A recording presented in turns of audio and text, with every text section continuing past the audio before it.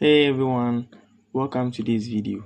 So today I'm gonna be taking you through how to solve 32 squared in this fast and simple trick.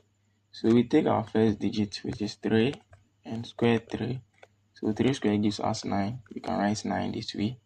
Now we take the next digit, which is 2. 2 squared gives us 4. But 4, we can write 4 as 04 for the sake of our trick. So now we take 3 times 2 and times the exponent. So what I mean is 3 times 2 giving us 6 times the exponent 2 giving us 12. So we can write 12 and add a 0 at the end and sum it all up. 4 plus 0 gives us 4. 2 plus 0 gives us 0. 9 plus 1 stays at 10. So now 32 squared is 1024. Thanks for watching this video and don't forget to subscribe and like. See you in the next one. Have a nice day. Bye bye.